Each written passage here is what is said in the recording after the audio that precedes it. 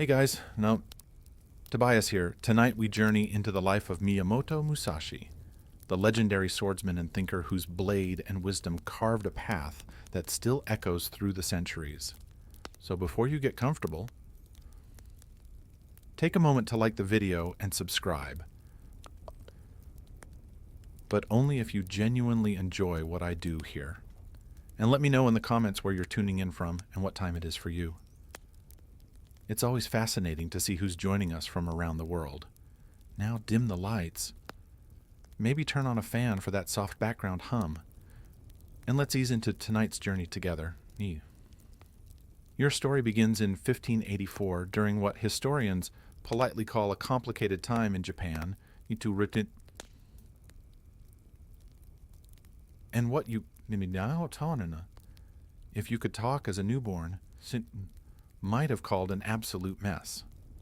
The Sengoku period, or Warring States era, was less about polite tea ceremonies and more about who could backstab faster, march armies quicker, and build castles bigger. But basically, no, it was medieval Japan's version of an aggressive real estate market.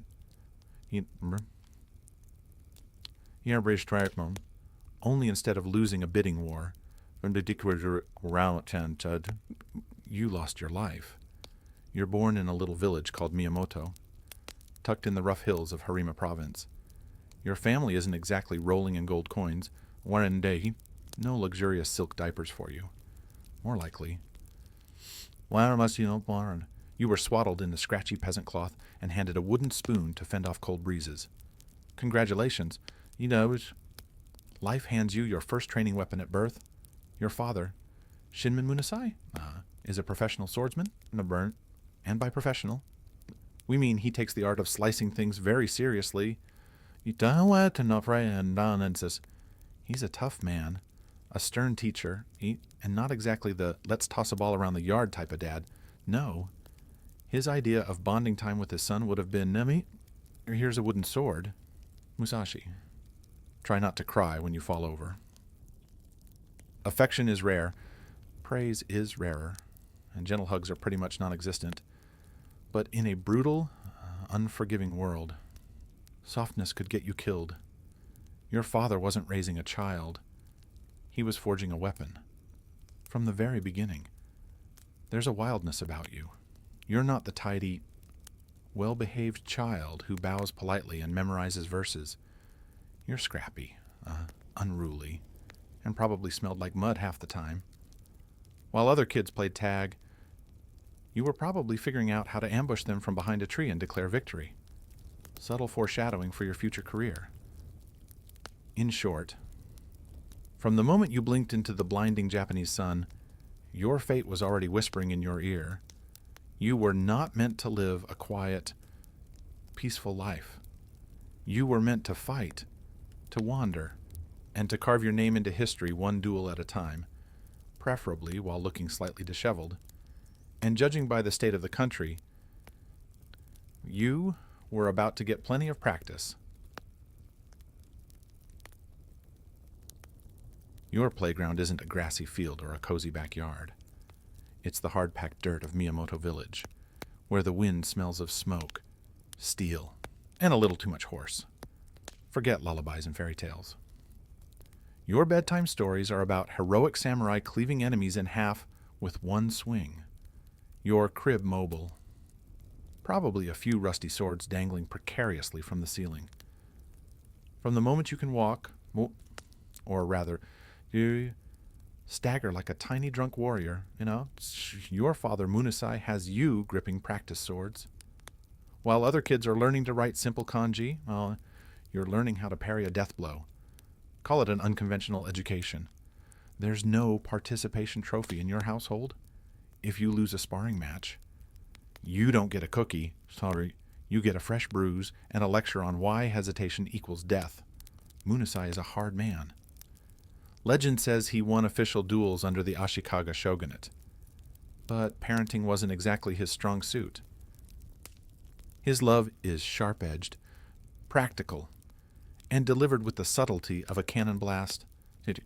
Praise Maybe once, when you didn't fall flat on your face after a heavy blow.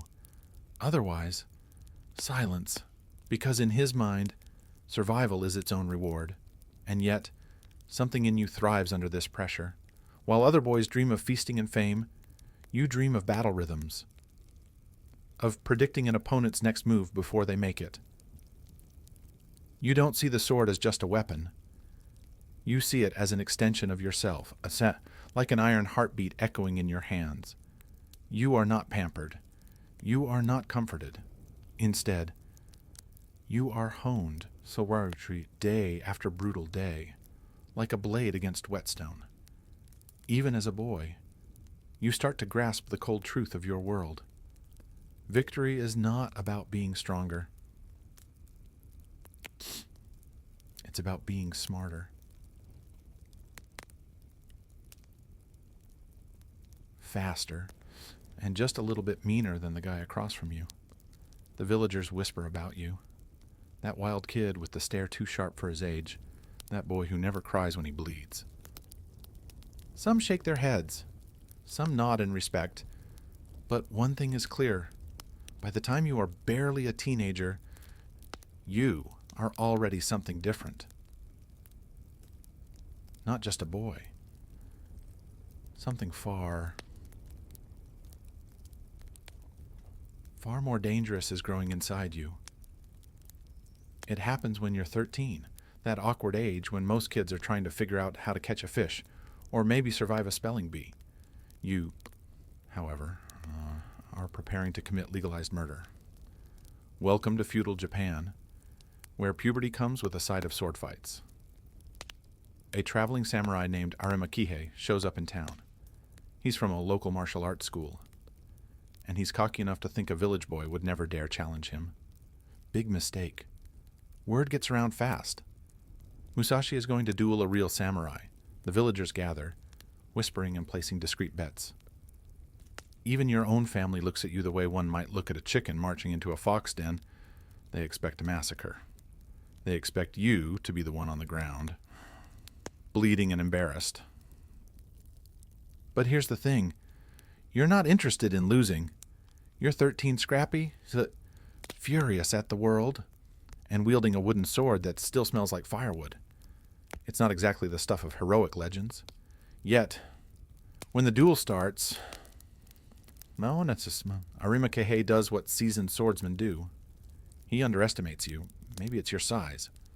Maybe it's the fact you probably still have dirt smudged across your face from that morning. Huina. Big mistake number 2, Hinduri. Without any formal bowing or dramatic speeches, you lunge. Fast. Savage. Raw instinct. You catch him off guard, crashing into him with all the grace of an avalanche. Before the villagers can gasp, before Arima can even pull himself together, he's on the ground, groaning, bleeding, humiliated. A grown samurai, bested by a barefoot teenager wielding a glorified tree branch. You don't just win. You announce to the world that Musashi is not a name to be ignored. It's a name to fear. Of course, your father's reaction is complicated. Pride, maybe. Relief, certainly, but also a hint of fear, because even Munasai can see it now. The boy he forged is starting to surpass even his brutal expectations. As for you, you feel nothing but clarity. You were born for this. Not to farm, and not to bow and scrape, but to duel, to defeat, to rise. First blood has been drawn, and somewhere, deep inside your young heart, you realize it will not be the last. You'd think after your first public duel, and public victory, life might settle down. Maybe a nice apprenticeship. Maybe a stable job carving sandals or fixing roofs. You know, something normal. Not a chance. At 15, you make a decision most adults wouldn't dare. You leave home. No tearful goodbyes. No packed lunch. Just a sword. A tattered travel cloak. And a stubborn refusal to live anybody's life but your own. You become a wanderer, a ronin. In a world where status is everything, where being tied to a lord offers protection and purpose, you choose absolutely none of it. It's like showing up at a medieval job fair, flipping the table, and walking into the woods whistling, "Why?" Because deep down, you know, if you tie yourself to someone else's house, someone else's rules, you'll never become the warrior you're meant to be. You aren't here to play politics. You aren't here to shine armor and pour sake for some pudgy lord. You're here to master the sword, on your terms or not at all. Of course, wandering isn't exactly glamorous. You sleep under trees, not silk canopies. You eat whatever you can find, which often means rice if you're lucky, bark if you're not. Your traveling companions, it's mostly crows, stray dogs, and the occasional curious peasant boy whispering, "Huh? Mama, why does that man look like he hasn't bathed in a year?" But you don't care. The wilderness becomes your dojo. The rivers sharpen your senses. The cold wind teaches you patience better than any old master. And with every mile you walk, you shed another piece of the boy you were. The village kid with muddy feet, gone. The ambitious teenager who beat a samurai, still there, but growing into something fiercer. You start seeking out dojos and challenging their best students to duels, learning from every swing, every miss, every victory. Your skills evolve fast, too fast for the world to keep ignoring you. People start whispering your name along dusty roads and smoky inns. There's a wild Ronin out there. There's just a boy with a blade sharper than most men's minds. And somewhere on those endless roads, a new thought grows inside you. Maybe the sword isn't just for killing. Maybe it's a path to something bigger than survival. You just have to keep walking. If there's one thing that separates you from the other samurai of your time, what are we? Therese. It's this. You don't look the part. At all. The typical samurai strides into town with his hair neatly oiled, his armor polished to a mirror shine, his swords tucked neatly at his hip like badges of honor. Meanwhile, you show up looking like you just wrestled a bear, and maybe once your hair, wild, your clothes, torn, stained, sometimes half missing, your feet, probably muddy, definitely calloused. You are not the carefully curated image of the warrior elite. You are something rawer, something far more unsettling. You look less like a courtly samurai and more like a wild wolf that learned how to walk on two legs, and somehow picked up a sword along the way, and people notice. Oh, they notice. At first, they laugh. Who could take you seriously? You look like you'd be better suited chasing chickens than facing seasoned warriors. But laughter turns to confusion, then fear, because once you draw your sword, once you move, all that scruff and dirt and feral energy turns into something terrifyingly efficient.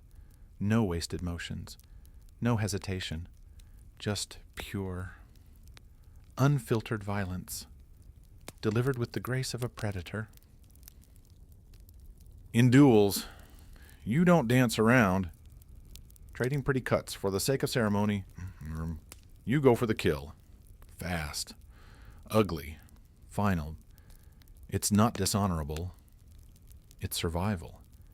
It's the understanding that battles aren't won by who looks best swinging their sword. They're won by who walks away still breathing. The polished samurai, they're still worried about whether their helmet is straight. You're already inside their guard, smashing their pride into the dirt. Rumors start to swirl around you like autumn leaves. He fights like a demon. He doesn't fight to win points. He fights to survive. If you see him, run the other way. You become a living ghost story, passed from village to village, whispered over cheapsake and campfires. But you don't care about reputation. You don't even care about winning fame. You care about one thing only, getting better, sharper, deadlier, because deep inside, you know, the world isn't kind to wolves, and only the fiercest survive. With the open road as your home, and a sword for a pillow, you dive headfirst into a new hobby, challenging strangers to deadly combat. Some people collect seashells. You collect victories. You need me once at one hole, preferably before lunch. It's a simple strategy. Walk into a new town, and find the local dojo, or the most arrogant swordsman standing around. Challenge them to a duel. Win. Move on. You're like a one-man natural disaster, leaving a trail of bruised egos and broken bones wherever you go. If there were a tourism board for rural Japan, they'd be putting up warning signs. Beware, wild running crossing. And the best part, no one knows how to deal with you. You're too unpredictable, too raw. You don't fight by the book, mostly because you probably never read the book in the first place. You don't wear fancy armor. You don't bow 6 times before drawing your blade. You don't politely wait for your opponent to compose a haiku before the first strike. Nope. You size them up in an instant, find the fastest route to victory, and take it. Brutal, efficient, and without apology. Sometimes you use a real sword, sometimes a wooden stick. Once, according to later legends, you beat a man senseless with a random boat ore you found lying around. Because for you, it's not about the weapon. It's about the mind behind it. And your mind, sharp as the edge of a katana, and twice as dangerous. With every duel you learn, not just about technique, but about people, how they telegraph their fear through trembling hands, how their A's widen a fraction before they strike, how pride always makes them predictable. You're not just fighting bodies, so you're dismantling spirits, too. By the end of your teenage years, your win column looks ridiculous. More victories than birthdays. More bruised opponents than there are flavors of sake. You don't stick around to bask in your fame. So, no trophy ceremonies. No parades.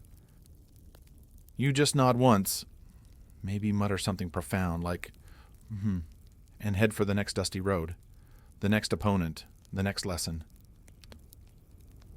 Because somewhere inside, you're not dueling for money, or even for survival anymore. You're dueling because it's shaping you into something unstoppable, something that even you are just beginning to glimpse. By the time you hit your late teens,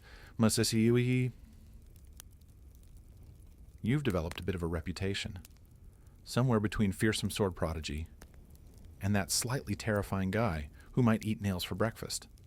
What really makes you stand out isn't just your fighting record. It's the fact that you refuse to do what everyone expects. You don't pledge loyalty to any lord. You don't tie yourself to a dojo or a war band. You are, proudly and stubbornly, a ronin, a masterless samurai, in a culture where who you serve is almost more important than who you are. This is basically like showing up to a royal banquet in muddy rags and challenging the host to an arm wrestling match. Respectable samurai look at you like you're some kind of walking scandal. No master, no patron, no permanent address. Surely he must be mad, but here's the thing they don't understand. Freedom is your sharpest blade. Without a master to impress, you answer only to yourself. Without political games, you spend your energy honing your skills instead of polishing someone else's boots. Without a castle to protect, you carry your whole life on your back. Light, fast, ready, sure. Life's rough. You don't get fancy armor handouts. You don't attend elegant tea ceremonies where noble women giggle behind silk fans. You don't even get a reliable dinner most nights. One memorable week, you survive entirely on stolen radishes and questionable river fish. But what you do get is priceless. The ability to evolve, adapt, and grow beyond the rigid limits set by tradition. Everywhere you go, our lords and generals try to recruit you. Some offer gold. Others offer fine horses, land, or silk, kimonos. A few even offer daughters, though, frankly, given your wild looks and constant smell of campfire, it's unclear if those offers are serious or just optimistic.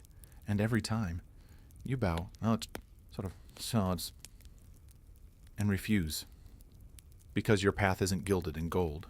It's paved with blood, sweat, and quiet revelations.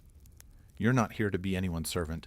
You're here to master something bigger, the art of war, the art of strategy, and maybe the art of mastering yourself. You are Miyamoto Musashi, masterless, fearless, and just getting started, somewhere between your 100th duel and your 1,000th mosquito bite, sleeping under the stars. Something shifts inside you. Fighting isn't just about strength.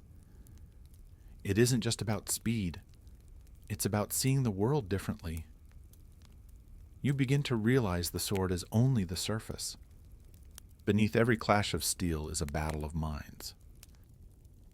A silent conversation in feints, pressure, rhythm, and fear. Victory doesn't belong to the fastest or even the strongest. It belongs to the one who understands. So you start thinking differently. See, when you approach an opponent now, as to you don't just study their stance or their sword. You study them, how they hold tension in their shoulders, how they blink when nervous, how they hesitate when the wind gusts dust into their face. You start predicting movements before they happen. Not with magic, but with brutal attention to human weakness. You realize a duel is won long before the first blade swings. It's won the moment your doubts themselves. It's won the moment they feel like prey.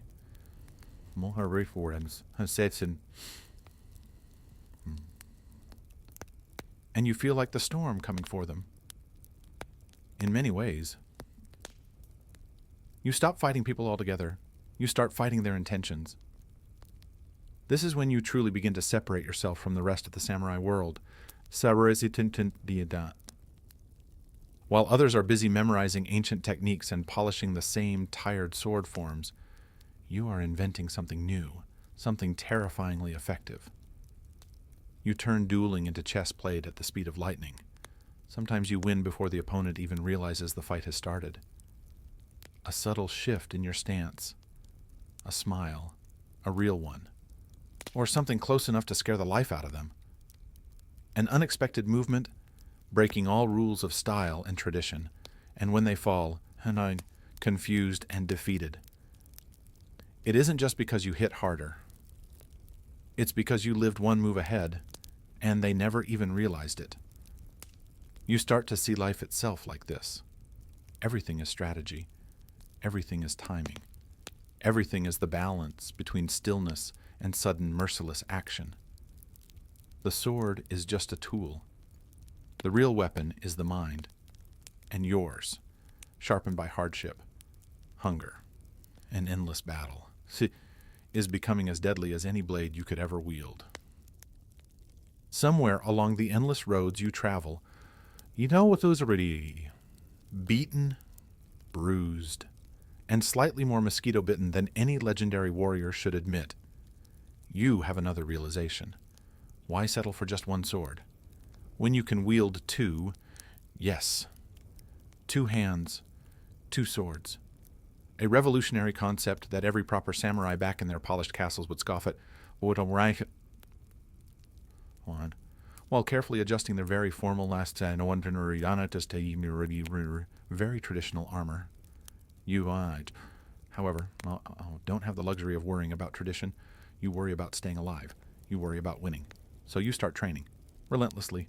A katana in one hand and a wakizashi, the shorter sword in the other. Most people's brains short-circuit just thinking about it. But how do you parry an attack at the same time?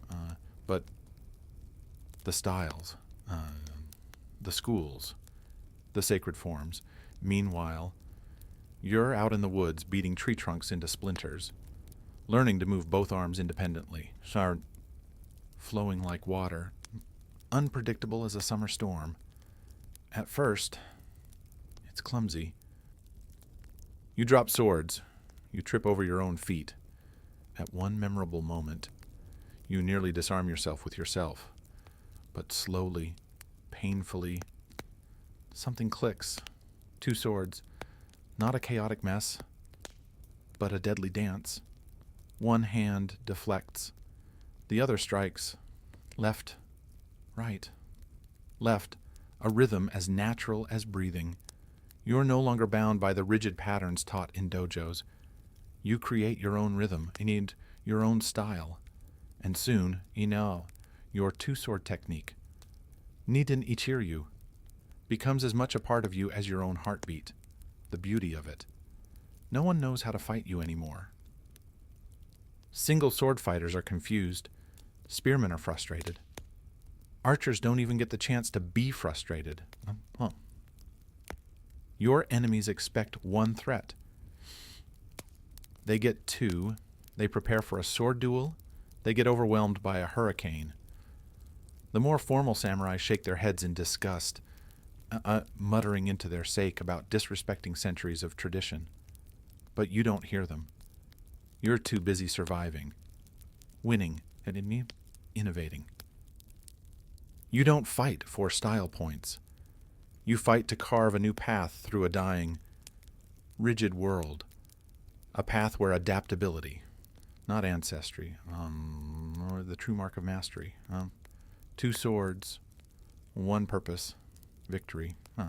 And you're just getting started. By now you've carved quite a reputation for yourself. You're the storm that drifts into town, flattens the local champion, and disappears before anyone can even start carving your name into a wooden plaque. But eventually, storms need bigger mountains to clash against. Enter the Yoshioka school of forest. The Yoshioka clan isn't some scrappy village dojo. They're elite. They're powerful. What? Their name carries weight in Kyoto, the cultural heart of Japan, a city filled with silk robes, carefully trimmed beards, and egos the size of small mountains. The Yoshioka aren't just teaching swordsmanship. They're practically an institution.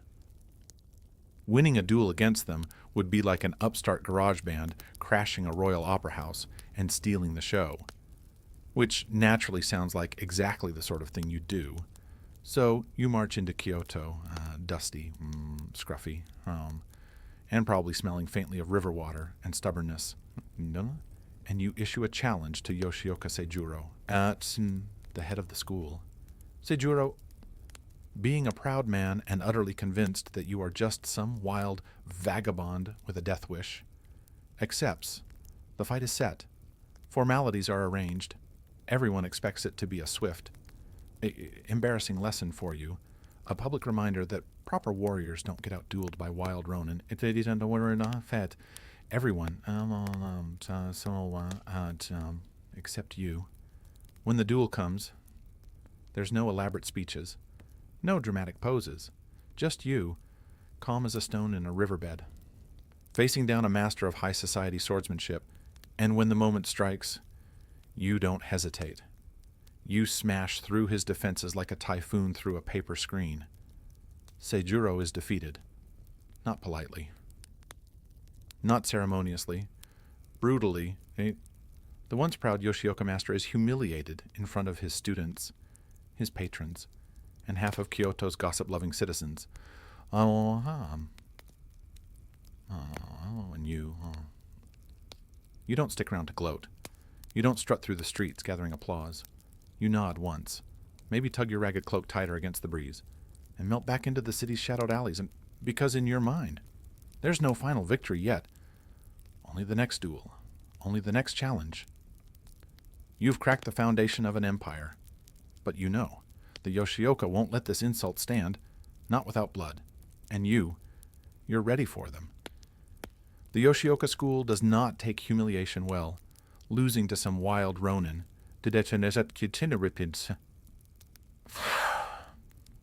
A man who probably sleeps closer to goats than golden screens is not just a bruise to their pride. It's a full-body injury. So, naturally, they do what any prestigious institution with a bruised ego would do.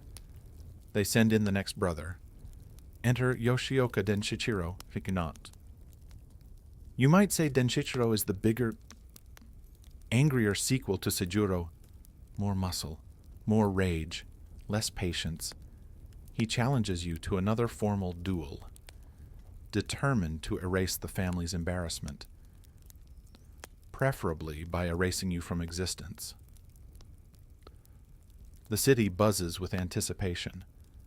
Another Musashi fight. Will the feral swordsman finally meet his match? Will honor be restored? Now, will someone please pass the seshikme? You, however, are as calm as ever. If Denshichiro thinks anger is going to win this fight, he clearly hasn't been paying attention. The day of the duel arrives. The crowd gathers. Bets are placed. Vendors sell skewers of grilled fish to excited spectators, because nothing pairs better with Mortal Kombat than a light snack. When Denshichiro strides into the arena, he looks like a storm cloud in human form, armored, and bristling with fury. You look pretty much the same as always. Worn sandals, simple clothes. A look in your eyes that says, I've already mapped out 3 ways to end this, and 2 of them are mildly insulting. The duel begins. Denshichiro charges in heavy and hard, aiming to crush you with brute strength.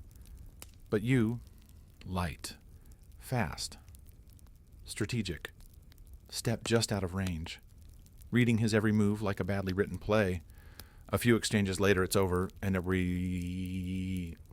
you land a devastating blow. Denshichiro collapses.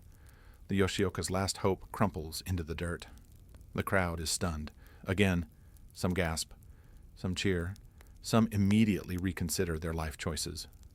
The once mighty Yoshioka clan has now lost 2 sons to a scruffy barefoot duelist who probably sharpened his sword on a rock that morning. And you, you give no speeches, no proud boasts. You simply turn and leave, silent, steady, like a force of nature that doesn't need to explain itself. But deep down, you know, the Yoshioka aren't finished. They have one more desperate move left, and it's going to be anything but honorable. Defeat stings. Public, humiliating defeat. Well, that burns like pouring sake over an open wound, and after losing not 1, but 2 heirs to your blade, the once proud Yoshioka school is teetering on the edge of collapse. They have a choice. Accept the losses with dignity, or throw whatever scraps of honor they have left into a bonfire and gamble everything on one last desperate strike. You know what? Guess which option they choose. The Yoshioka declare another duel. But this time, it's not a simple man-to-man match. Oh, no, and they plan an ambush. The target, you, obviously. The goal was wipe the smug look off your face and restore honor with a hail of swords. Their strategy is simple. Lure you into a final duel against Matashi Chiru, the new young head of the family, a child barely old enough to shave, to thrust forward as a figurehead while dozens of armed Yoshioka warriors hide nearby, ready to strike the moment you show yourself. Fair. Absolutely not. But fair stopped being part of the conversation about 2 dead brothers ago. Now, here's what makes you... Well, you know it's a trap. You can smell it like rotten fish from a mile away. And what do? You show up early, before the ambush is fully set, before the hidden swordsmen are in position, before anyone expects you. You glide through the twilight mist like a ghost, sword already drawn. Matashi Chiru barely has time to scream before you cut him down. A clean, fast strike, efficient as a thunderbolt. Chaos erupts. Yoshioka men come pouring out of the shadows like angry ants. Dozens of them, swords flashing, and shouting. cursing your name. And you don't freeze. You don't falter. You move fast, precise, a blur of deadly efficiency. You cut through the would-be ambushers like a blade through a rice paper, slipping through their ranks, disappearing into the dusk before they can even organize themselves. By the time they realize what's happened, you're long gone. A rumor riding the wind, the Yoshioka school, once the pride of Kyoto, collapses in disgrace. And you don't stick around to celebrate. And you just keep walking. Because for Miyamoto Musashi, the journey isn't about revenge, it's about perfection. And perfection demands more than victory. It demands evolution. After your dismantling of the mighty Yoshioka school, your legend explodes like a firecracker in a dry village square. Only, instead of awe and admiration, your name carries a new flavor of fear. You're not just seen as a dangerous swordsman anymore. You're something else, something harder to define, and even harder to confront. Word spreads across provinces like wildfire. Musashi doesn't just defeat opponents. He destroys families. One Musashi is worth an entire battalion. If you see a disheveled man carrying 2 swords and smelling faintly of river mud, run. And here's the crazy part. It's not even that much of an exaggeration. At this point, it feels like armies would be better suited to fight you than individual swordsmen. One-on-one duels, child's play, ambushes. Try harder. Even groups of trained fighters can barely touch you. You've reached a level where facing you feels less like fighting a man, and more like trying to fistfight a thunderstorm. Part of it is skill, sure, your 2-sword technique, your strategy, your raw speed, they're unmatched. But the real secret weapon, psychological warfare. Most men are beaten before they even draw their swords. When they hear your name, they remember the stories. The boy who killed a grown samurai at 13. The ronin who dismantled the Yoshioka like snapping twigs. The wanderer who uses anything a wooden oar. A random branch. Probably a particularly angry goose if it came to it to achieve victory. They step onto the dueling ground already sweating, already doubting. And doubt. To you, flour smells better than victory, because you've learned something critical. A sword can kill the body, but fear kills the soul. Sometimes you win duels without even swinging. An opponent sees that cold, steady look in your eyes, that slight tilt of your head that says, I've already killed you in my mind, and they crumble. Some surrender, some flee, a few bravely charge, only to realize too late that they're charging into a force of nature. You're no longer just Musashi the duelist. You are Musashi the storm, Musashi the unstoppable. And as you continue walking the broken roads of Japan, one thing becomes clear. It will take more than numbers, more than blades, to stop you now. With the Yoshioka crushed and your reputation soaring. You could have done what most warriors dreamed of. Found a rich lord to serve, earned a fancy title, maybe even snagged a castle with decent plumbing. But no, you choose the road, again, because deep down, castles are cages, even if they're lined with gold. And so begins the long, winding, dust-choked chapter of your life, the years of wandering. You drift from province to province like a blade caught on the wind. No plan, no map, only one constant. The search for mastery, everywhere you go. You seek out new opponents, new styles, new ideas, sword masters and monks, spearmen, bandits. It doesn't matter who or what they are. If they know something you don't, you want to face them. Sometimes you challenge them. Sometimes they challenge you. Sometimes you just bump into them while trying to steal a particularly juicy rice ball and somehow end up in a duel. Travel life is messy. Your style evolves again and again, like a river carving new paths through stone. You adapt, refine, and shed what doesn't serve you. You don't duel for money. You don't duel for fame.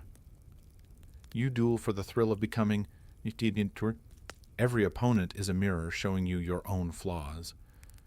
And every time you break that mirror, you come away sharper. Your clothing becomes even rougher. Your sword even quicker. Your mind even more dangerous. People start telling stories about you. Straighten your mythic stories. Musashi fought 3 men at once, using only a fan. Musashi defeated a master spearman with a broken fishing pole. Musashi once stared so hard at a bear that the bear apologized and left. Are they true? Yeah, maybe not. But you don't bother correcting anyone, because you're not interested in polishing your legend. You're interested in sharpening your soul. And if that path leads you deeper into forests, over frozen rivers, through dusty mountain passes, so be it. The road is your home now.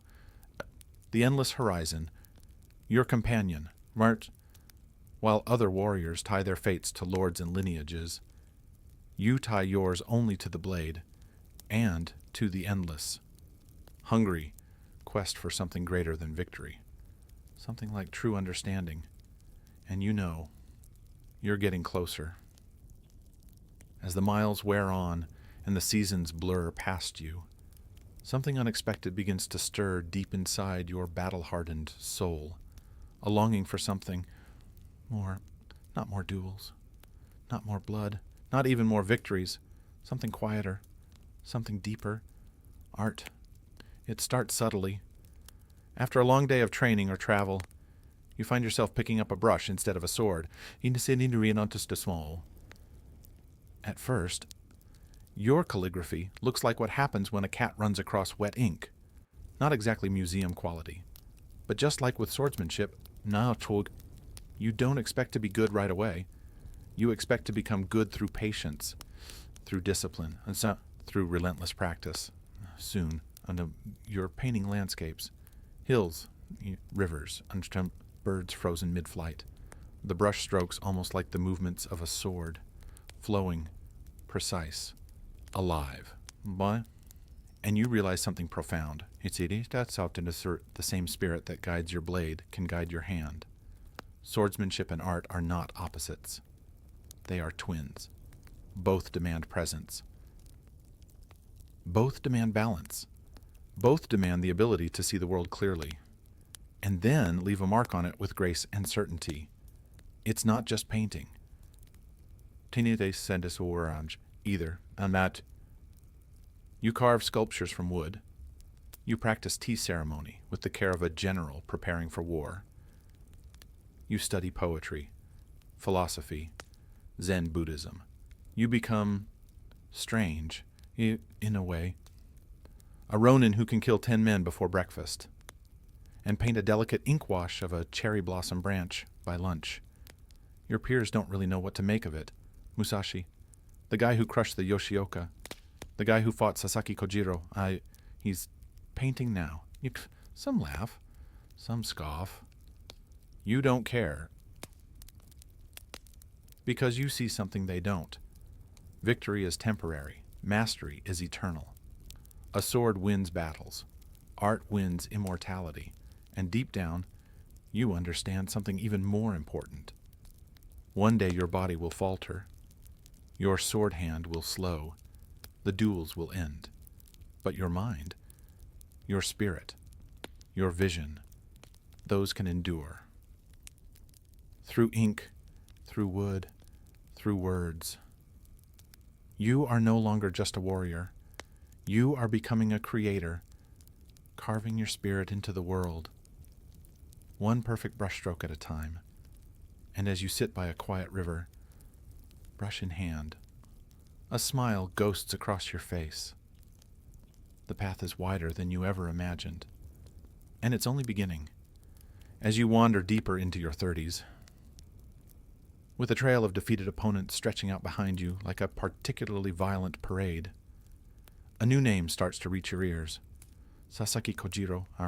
At first, it's just whispers in smoky inns and dusty crossroads. There's a man with a blade like a lightning strike. His sword is so long it could swat a bird from the sky. He's undefeated. Just like you. Interesting. Oh, you're not the type to get rattled by reputation. After all, you are the reputation other warriors have nightmares about. But Sasaki Kojiro is different. He's not some arrogant dojo master waiting to be embarrassed. He's not a desperate noble's bodyguard clinging to the old ways.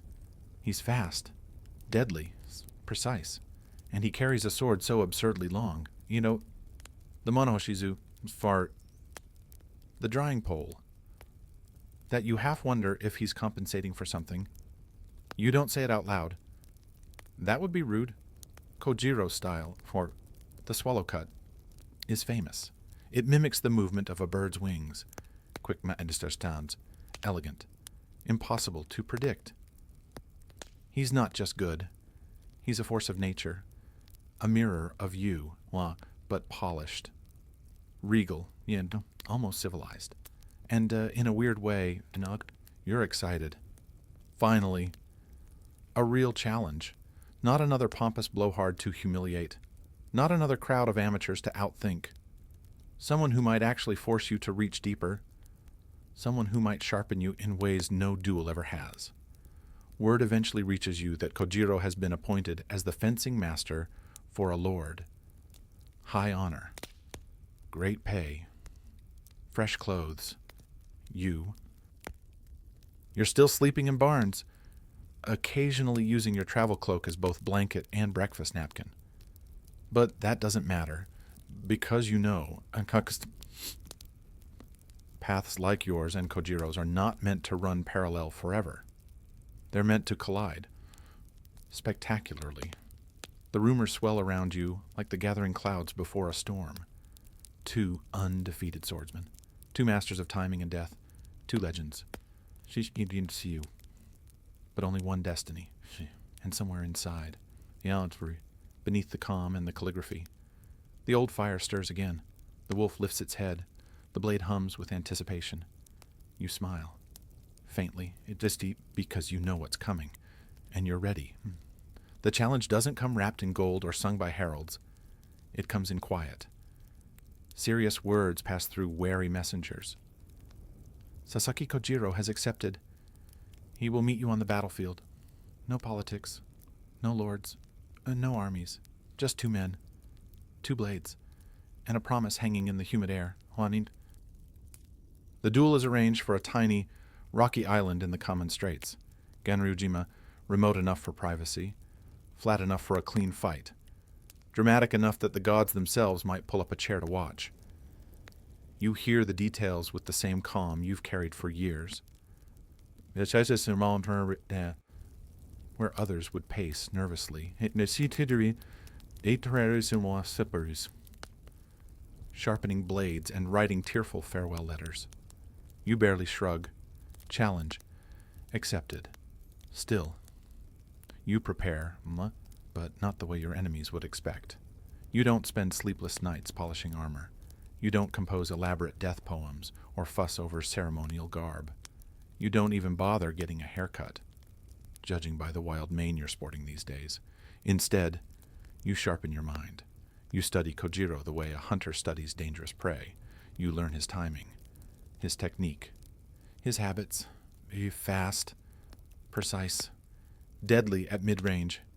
Good, because you've already decided you're not going to fight Kojiro at his own game. That would be suicide. You're going to change the game entirely. You ask for a small boat to take you to the island on the day of the duel. You carve a wooden sword, a bokken, from an oar during the ride. A simple piece of wood, roughly the length of Kojiro's absurdly long blade. No polished steel, no gleaming armor, just rough wood and sharp intent. Because you understand something most warriors never learn. Victory isn't about using the best weapon. It's about using the best mind. As you ride toward the island, the wind in your hair and the salt on your skin, you feel it. The stillness before the storm. The coiling tension of two titans about to collide. The quiet, thrilling certainty that this day, this fight, will echo through time, and you smile. Just a little. Because you're not here to survive, you're here to win. The boat bumps against the shore of Ganryujima, and you step out, cradling your makeshift wooden sword. A carved oar, rough and unpolished, still smelling faintly of river water and stubbornness. Across the beach, you see him, Sasaki Kojiro. He's already waiting. Tall, buenos, lean, composed, dressed in elegant robes, carrying his famous monohoshizao, the drying pole, a sword so long it looks like it belongs on a ship's mast. Not in a duel. He's polished, prepared, perfect. And you look like you wandered onto the beach by accident after a particularly spirited night in a tavern. The crowd, retainers, witnesses, curious fishermen, murmurs as they see you. Some snicker, annoy. Some shake their heads. He's late. He's disrespectful. He's armed with a stick. Kojiro's lips tighten into a sneer. He's already angry, already off balance. Good. You intended it that way. You didn't come late out of arrogance. You came late to disrupt him, to break his rhythm before the blades even crossed. Because you understand, a duel isn't won when the swords strike. It's won the moment the opponent loses control of his mind. Kojiro, unable to contain himself, unsheathes his massive sword in one fluid. Beautiful motion. They say the swallow cut. His signature technique can sever a bird's wings mid-flight. Fast, precise, unbelievably deadly. But as he moves, something happens, something subtle, something critical. He hesitates, just for a blink, thrown off by your ragged appearance, your audacity, the absurd sight of a man calmly advancing with a boat oar, and that's all you need. You surge forward, faster than a striking hawk. Your wooden sword whistles through the salty air. One single, perfect blow. The crack of wood against skull echoes across the island. Kojiro collapses. Instant. Final. The mighty Sasaki Kojiro. And the swallow cutter. The fencing master. The undefeated legend lies broken on the sand. Silence falls. Mouths hang open. The fishermen stop chewing their rice balls mid-bite. Oh, even the gulls seem momentarily stunned. And you lower your oar, and breathing steady, heart calm. Another duel, and Shana's another victory. But something in the air feels different. Heavier. Because today, you didn't just defeat a swordsman. You ended an era, and deep inside, victory will never taste the same again. Ganryujima lies quiet after the clash, the waves lazily lapping at the blood-sprinkled sand, the wind whispering through the grass as if afraid to disturb what just happened. You stand over Sasaki Kojiro's fallen body, the crude wooden sword still heavy in your hand. Victory, complete, undeniable. But as the adrenaline fades, something colder seeps into your bones. You look around. The witnesses, the samurai retainers, even the fishermen, all stare at you like they're seeing a ghost, not a man. There's no triumphant cheering, no celebratory cries. Only silence, a heavy, uncertain silence that clings to your skin more tightly than sweat. Because today wasn't just another duel. It wasn't a local champion or an arrogant heir you bested. It was him, Sasaki Kojiro, the sword saint in his own right, the only man they thought could stand as your equal. And now he lies there, crumpled like a broken fan. You realized something in that moment, something you hadn't truly understood until now. At a certain height, there are no more rivals. There are no more equals. Just a lonely peak high above the clouds. And you, standing there alone. You turn without ceremony and walk away, leaving the body behind, leaving the stairs, the judgment, the whispered legends already beginning to sprout like weeds in the sand. As you board the small boat to return to the mainland, the wooden oar-turned sword clunks against the side of the vessel, awkward and out of place, just like you feel inside. The boatman, an old man with weathered hands, rose silently, not daring to speak. You stare back at the shrinking island, a small speck of land where two destinies clashed, and only one survived. Ganryujima will forever be tied to your name. Poets will sing of it. Scribes will exaggerate it. Old men will argue over it in smoky inns you'll never visit. But you feel no joy, no pride, only a sense of something irreversible. The path you walk now isn't the path of a swordsman seeking glory. It's the path of a swordsman seeking meaning. In a world where fewer and fewer opponents remain, the oar creaks. The water shimmers. The wind carries your name across the waves. And you wonder, quietly, what's left to conquer when you've already defeated everything? Kojiro's death lingers in the air long after you leave Ganryujima. Not as a triumph. Not as a trophy. As a weight. You try to brush it off at first. Another duel. Another victory. Just like the dozens before it. But this one is different. Because Kojiro wasn't a thug from some backwater village. He wasn't an overconfident dojo master with more pride than skill in Arrestag. He was a true swordsman, a mirror of your own relentless pursuit of mastery. And you killed him, not just physically, but spiritually. You shattered a man who, had the world been kinder, might have stood beside you, not across from you. People celebrate. Of course. They retell the story in 100 different ways. Musashi arrived late to unnerve Kojiro. How? Musashi carved an oar sword on the way just to mock him. Musashi struck him down before Kojiro could even blink. The tales grow bigger, louder, more ridiculous. By next month, someone will probably claim you rode to the island on the back of a giant fish and fought with a tree trunk. You hear these stories. You even smirk at a few of them. But deep inside, none of it feels like victory, and try it. It feels like the closing of a door you can never open again. With Kojiro gone, the world seems smaller, duller, a little emptier. Because now you know, there are fewer and fewer men left who can meet your blade with true understanding. Fewer who can dance on the edge of death with you, seeing the same beautiful, terrifying truth. You didn't just defeat Kojiro, you outlived him. And somehow that feels like a heavier burden. Late at night, sitting by a lonely campfire, you catch yourself replaying the fight in your mind, not with regret, not with guilt, but with a kind of aching respect.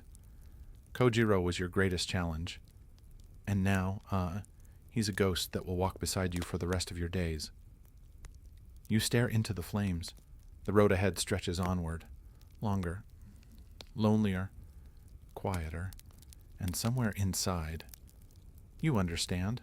The more victories you claim, the more solitude you inherit. It's not the duels that will be your undoing. It's the emptiness they leave behind after Ganryujima. The world hails you as unstoppable. The swordsman who felled Sasaki Kojiro. The Ronin who fears nothing. The legend who walks among mortals, and yet, for all the admiration, all the whispered awe that trails your footsteps like dust, you feel it out for nothing. Victory used to burn bright in your chest. a fire fueled by the thrill of survival, the hunger for mastery. Now it flickers low, starved of meaning. You wander through villages where children pretend to be you, swinging sticks and shouting your name. At inns, drunkards lift their cups in your honor, spinning tales so grand that even you wouldn't recognize yourself in them. Musashi fought 10 men at once and didn't spill a drop of his tea. He can slice a falling leaf in half from 20 paces away. He once beat an entire dojo using nothing but his glare. You smile politely when you hear these stories. Odds. You nod. You bow. You drink their rice wine. What? But inside, it's like chewing ash, because you know the truth they don't. The duels were never about fame, never about building a legend. They were about the pursuit, the endless, painful, beautiful pursuit of something perfect, something whole. And now that pursuit feels hollow. You used to dream of opponents worthy of you. Now you dream of quiet rivers, empty paths, the wind through pine trees. Because there's no opponent left to chase, the world is too small now, too fragile. You watch other warriors polish their armor, polish their reputations, chase titles and court favor. You feel like a wolf among house dogs. You don't belong in courts or castles. You don't belong on thrones or under banners. You belong nowhere and everywhere. Victory. You realize dinner is a strange sort of death, the death of striving, the death of hunger. You have won too much, and the price of that is solitude, deep, vast solitude that no drink, no song, no cheering crowd can ever fill.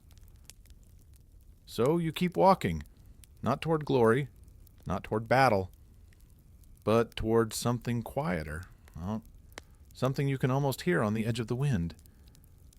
A whisper of a different kind of mastery, a mastery not of others, but of yourself. The road stretches on, but your footsteps begin to slow, not because of age. Your body is still sharp. Your reflex is still faster than a striking snake. No, it's something deeper, something tugging at the edges of your soul, whispering that the battles you need to fight now aren't out there anymore. They're inside. You start to withdraw from the life of endless dueling. No worry. Not because you fear defeat, but because victory no longer feeds you. You've slain giants. You've conquered masters. And in doing so, you realize the only true enemy left is yourself. You spend more time alone now. Days, weeks, even months wandering the mountains and forests in solitude. No crowds, no challengers, just the whispering bamboo, or the rushing rivers, the endless watchful sky. The sword stays at your side, but you draw it less and less. Instead, you draw ink across paper, crafting calligraphy that flows like water. You carve wood. Shaping figures not to kill, but to create. The same discipline that honed your killing edge now turns inward, honing your spirit. You study Zen Buddhism more deeply, not in smoky temples, but on your own, through experience. You meditate under waterfalls. You fast until your body feels lighter than air. You sit in perfect stillness, hours passing like seconds. You start to understand that mastery isn't about domination. It's about harmony. Balance and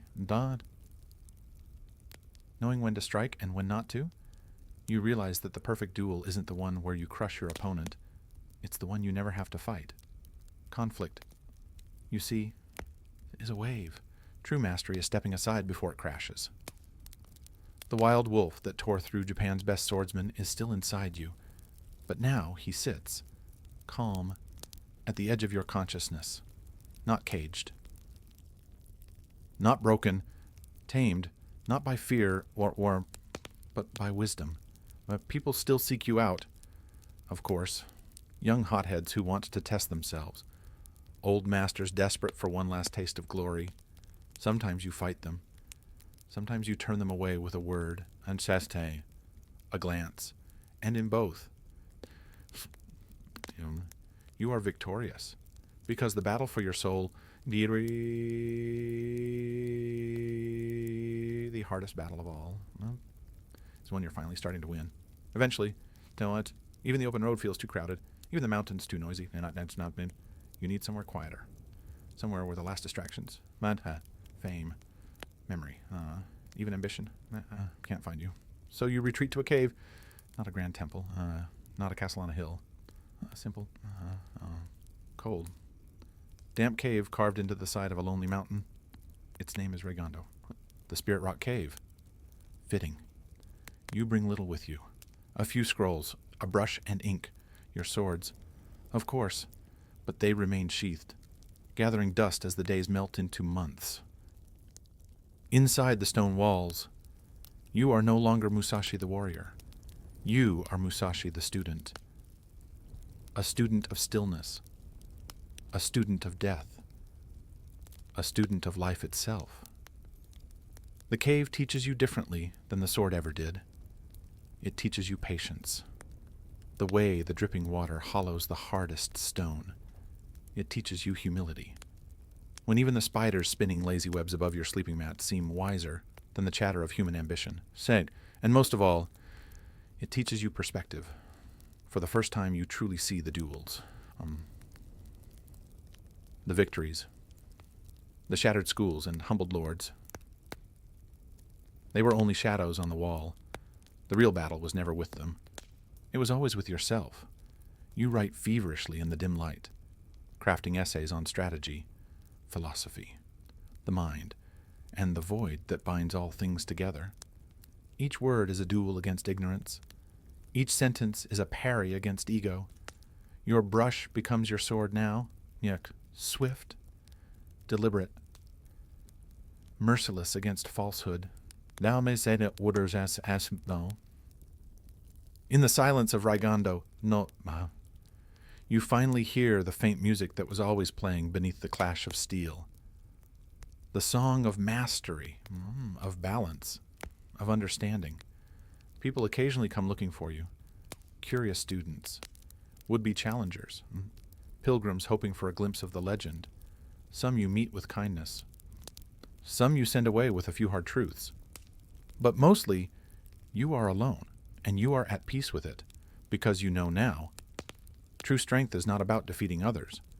True strength is about mastering the only thing that truly matters, yourself, and deep inside, under the stone and the silence. You are winning the greatest duel of your life, one breath at a time, inside the cold embrace of Raigondo Cave, with the wind sighing at the mouth like an old friend. You decide it's time to pass on what you've learned, not through another duel, not through another battle, but through words.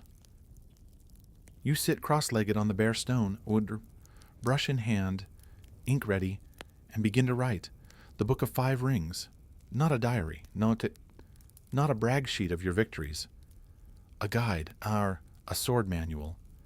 Yes, but far more than that, a map of the mind, a blueprint for mastering conflict and mastering life itself. You divide your teachings into 5 scrolls, each representing an element: earth, water, fire, wind, void. Each scroll builds upon the last, a layered strategy for anyone seeking true understanding. The Earth Book, foundations, stability, knowing your stance, your grounding. So warrior, whether in battle or in life. The Water Book, adaptability, flexibility, moving around obstacles, flowing through challenges, rather than smashing against them. The Fire Book, aggression, timing, knowing when to strike, when to unleash force without hesitation.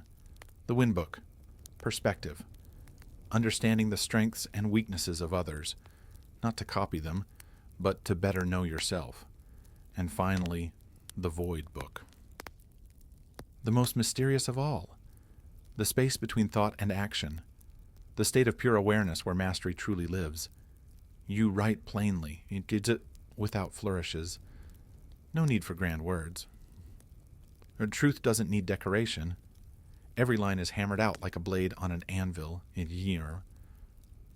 Direct, sharp, tested in the furnace of real battle and hard-won wisdom.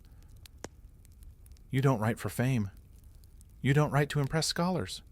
You write because the path you've walked has shown you something precious. And it would be a crime to let that die with you. Each stroke of the brush feels like breathing life into a second self. A Musashi who will endure long after your bones turn to dust. You know most will misunderstand it. Some will skim the surface. A few might grasp its depths. But that's enough. Because mastery was never meant for the many. It is a narrow road, walked by the few willing to endure, to suffer, to sharpen themselves against the world until they are blades in human form. And as you dot the final line on the final scroll, you set your brush down and smile. Your greatest duel is over. Your legacy is written. The seasons turn outside the mouth of the cave. Leaves fall. Rivers freeze. Flowers bloom. And you feel it, deep in your bones. The end is near. Not a sudden enemy to be outdueled. Not a sneak attack to be parried. No. This is the one opponent no sword can defeat, death. You greet it the way you have greeted every opponent, with calm, with respect, without fear. Your body, once lean and unbreakable, has grown slower. The hand that carved legends from air now trembles slightly when lifting a brush. The endless miles you once walked without thinking now weigh heavier on your legs, but your mind, clearer than ever. You don't cling to life like a miser clings to coins. You don't rage against the fading light. Instead, you prepare the way a true warrior does, more deliberately, it's just honorably. You craft your own death like you crafted your duels, with precision, with dignity, with total awareness. You dress in your finest clothes, not the robes of a lord, but simple, clean garments fit for a man who has nothing left to prove. You sit cross-legged, your swords by your side, one hand on your katana, one hand resting gently on your wakizashi, not to fight, to honor. The two blades that served you through 1,000 battles deserve to bear witness to your final breath. Your students, the few you trust, gather quietly outside the cave. They watch, not with sorrow, but with reverence, because they understand this is not a death of defeat. This is a death of mastery. You close your eyes. You breathe in the mountain air, cool, sharp, alive. You feel the pulse of the earth beneath you. You feel the blood slowing in your veins.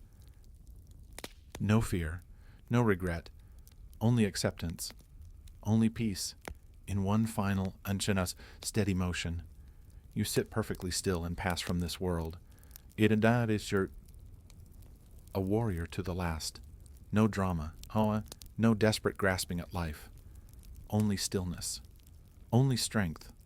Miyamoto Musashi dies as he lived, undefeated, unbroken, untamed. And as your spirit drifts beyond the veil, somewhere in the far distance, 1,000 cherry blossoms drift on the wind, and the sword falls silent. Long after your body fades into the quiet earth, your name refuses to die. It clings to the mountains. It rides the rivers.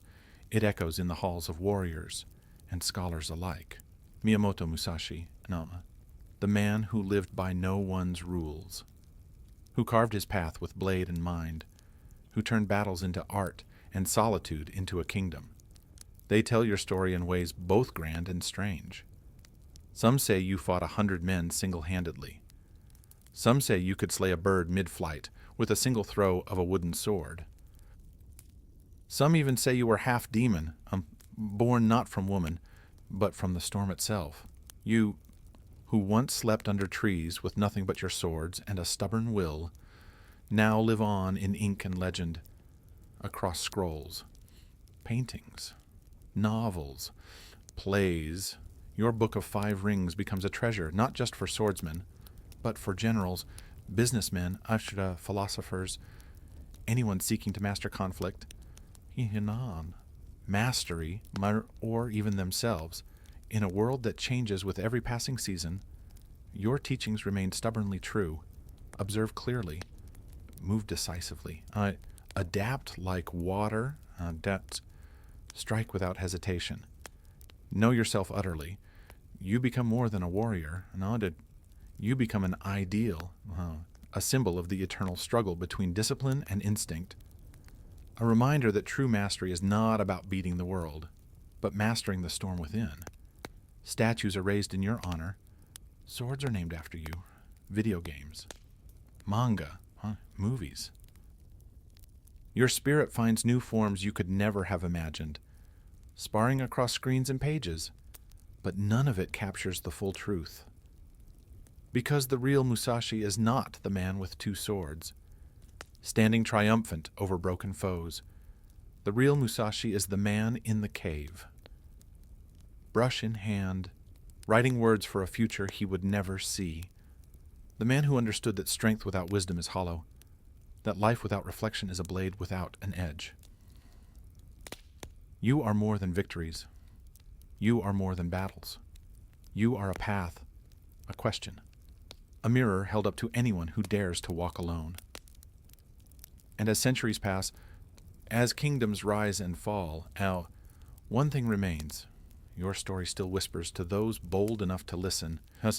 Walk the path, face yourself, become more, and somewhere, deep in the stillness between heartbeats, the spirit of Musashi smiles. If someone were to ask, hundreds of years after your death, what was Musashi's greatest lesson? And they might expect tales of swordsmanship,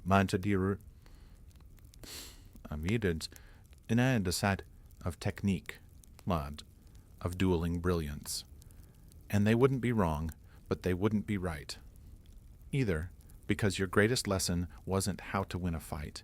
It was how to live and how to die without fear. You taught that mastery isn't just about defeating others. It's about defeating weakness within yourself, the fear of failure, the hunger for approval, the desperate need to cling to comfort and certainty. You showed that to walk the true path. You must be willing to walk it alone, without titles, without applause, without even the promise of success. You must be your own master, your own rival, your own flame in the darkness, through your battles, through your solitude, through the simple, fierce grace of your life. You taught this unshakable truth. Strength without purpose is hollow. Skill without spirit is meaningless. Victory without honor is ash. The duels were never the point. The blood spilled. The reputations shattered. They were just echoes of a deeper struggle. The real enemy was always within. The doubts, the fears, the illusions. And you conquered them not with brute force, but with clarity, with patience, with relentless, merciless honesty. Your book of 5 rings isn't a book of how to kill. It's a book of how to live, strategically, wisely, courageously, even today, when a young fighter laces up their gloves, or a tired soul faces a crossroads, or a quiet mind searches for meaning in a noisy world. Your spirit is there, not shouting, not boasting, just standing quietly at the edge of the path, nodding once, as if to say, you already have everything you need. Now, walk. Your life was a battle. Your death was a meditation. And your legacy is a call a challenge that stretches across centuries to anyone bold enough to hear it. Be like Musashi. Not because he never lost, not because he never feared, but because he chose every single day to master himself. And that, in the end, Denisovich was the greatest victory of all.